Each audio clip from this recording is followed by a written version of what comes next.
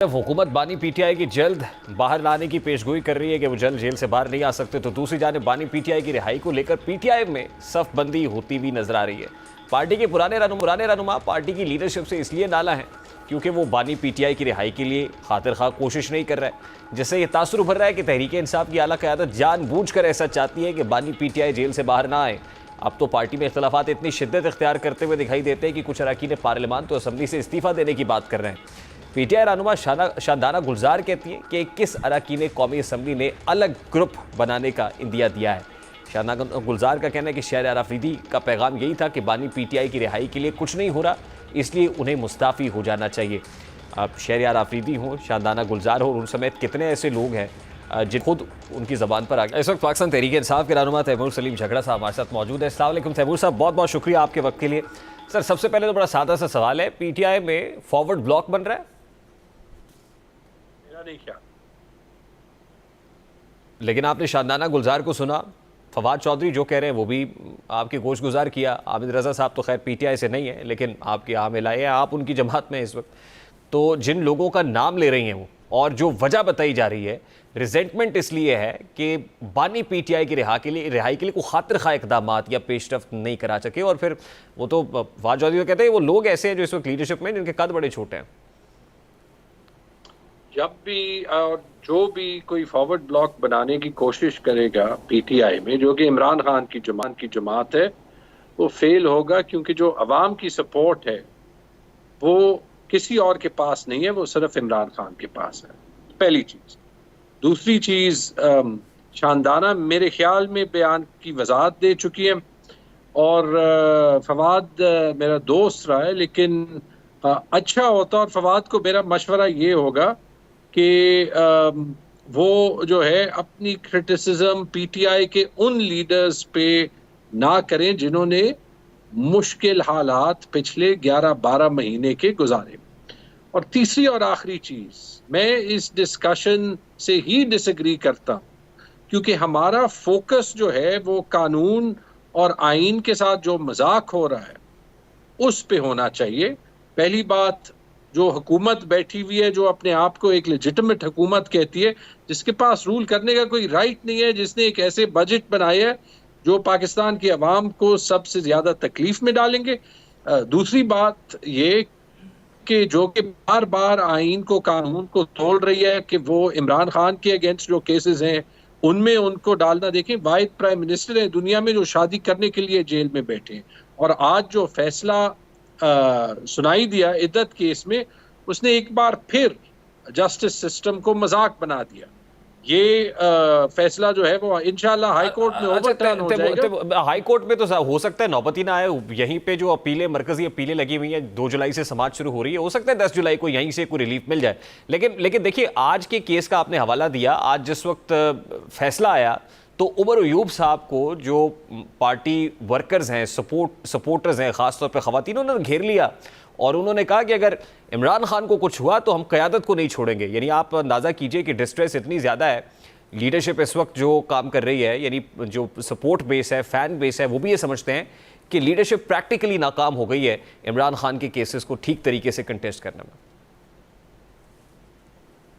ये पाकिस्तान तहरीक इंसाफ के लीडर इमरान खान है, और पाकिस्तान की सियासत में एक टावरिंग शख्सियत इमरान खान है, इसमें तो कोई शक नहीं। मुझे वैसे हंसी आती है कि इमरान खान के कैद होने के जिम्मेदार वो पीटीआई के लीडर्स हैं जो कि अपनी पूरी कोशिश कर रहे हैं कि किसी तरीके से उस पाकिस्तान में रेजिस्टेंस दिखाएं जिसमें ना आइन है ना कानून है। वो लोग नहीं है हुकूमत में या अटॉर्नी जनरल ऑफिस में या स्टेट में जिन्होंने एक्चुअली कानून को गायब कर दिया है। ये तो मुझे वही गैस लाइटिंग का तरीका लगता है जो कि कभी कभी जो है वो कुछ केसेस में with all due respect superior courts में सुनाई देता है कि पीटीआई की गलती थी कि जो इलेक्शन कमीशन का गलत फैसला था उसको पीटीआई ने चैलेंज क्यों नहीं किया। उन हालात में जब पीटीआई के लीडरान बाहर निकलते थे तो उनको अरेस्ट किया जाता था, जब वो अपने फॉर्म सबमिट करते थे तो उन पे जो है वो पुलिस हमले करके उनके फॉर्म्स जो है वो पाटती थी। Do we understand the context of what we are saying? और कि तारीख इस मौके को क्या देखेगी। इसमें ये बात नहीं होती कि जो है आप मेरे पे या किसी और पे तनकीद जरूर कर सकते हैं कि कौन जो है वो ज्यादा एफर्ट कर सकता है, कौन जो है वो कम एफर्ट कर सकता है, बट लेट्स फोकस ऑन कि पाकिस्तान में कानून कौन तोड़ रहा है और अगर इमरान खान के साथ ज्यादती है वो कौन कर रहा है। इमरान खान के साथ अगर ज्यादती हो रही है और उनको इंसाफ नहीं मिलता, बिल्कुल यू मेड योर पॉइंट, लेकिन लगता यह है कि वो जो लीडरशिप है, शादाना गुलजार के स्टेटमेंट का हमने हवाला दिया है, वो शहरयार आफरीदी की बात कर रही हैं, वो और लोगों की बात कर रही है, वो लगता यह है कि वो लोग शायद जो पार्टी के बड़े पुराने लोग हैं, पार्टी के लिए काम करते रहे, हुकूमत में भी रहे हैं, वो शायद सेटिस्फाइड नहीं है। वो समझते हैं कि अभी जो लोग इस वक्त हैं वो बहुत से लोगों को शायद वो उस तरह से पास करके, वो पैराशूटर्स भी समझते हैं, वो पार्टी का रियल फेस नहीं है, शायद वो सेटिस्फाइड नहीं है अभी जो लीडरशिप इस वक्त काम कर रही है और खान साहब के बहुत क्लोज है। Is it true? नहीं, आई डोंट। देखिए, तीन चीजें और it may make sense for some quarters कि वो अभी ये नैरेटिव चलाने की कोशिश करेंगे, क्योंकि 2 साल तो किसी तरीके से पीटीआई को जो भी स्टेट ने कोशिश की नुकसान नहीं पहुंचा सके, क्योंकि पाकिस्तान की अवाम इमरान खान के साथ खड़े। मेरी प्रेडिक्शन है कि आगे भी जो भी हरबे इस्तेमाल होंगे उनसे कोई फर्क नहीं पड़ेगा। इमरान खान का कद सिर्फ ज्यादा लंबा होगा। जो आपने कहा इट इज नॉट ट्रू, और इसका ये मतलब नहीं कि लोगों के गिले नहीं हो सकते और कि वो जायज नहीं है। मैं एक इफेक्टी हूं इस पूरे इलेक्शन प्रोसेस का, उन लोगों में से हूं जिन की सीट को छीना गया, और वो मेरी एबिलिटी जो है आवाज उठाने की, उसको किसी तरीके से रिस्क करता है। मैं पार्लियामेंट का हिस्सा नहीं हूं, सूबाई पार्लियामेंट का हिस्सा नहीं हूं, लेकिन एक चीज बड़ी सिंपल है, मेरी जो फीडबैक होगी, मेरे अगर कोई गिले होंगे वो पार्टी के अंदर रेस होंगे। We owe this to Imran Khan, ताकि ये जो है वो मीडिया डिबेट की जीनत ना बने।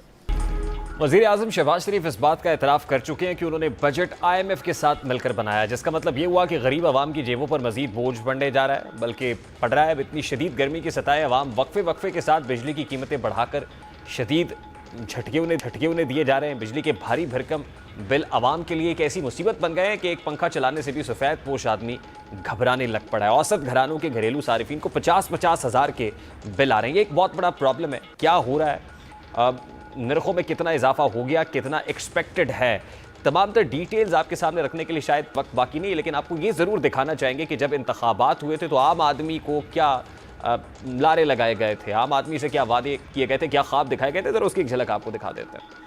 यूनिट से नीचे जितने लोग हैं उनको मुफ्त बिजली मिला करें। आपके जो उसके घर में 300 यूनिट तक का बिल आता है बिजली का, उसका सारे का सारा खर्चा हुकूमत उठाएगी। मैं गरीब तरीन आवाम को 300 यूनिट बिजली मुफ्त दिलवाऊंगा, मुफ्त। आपको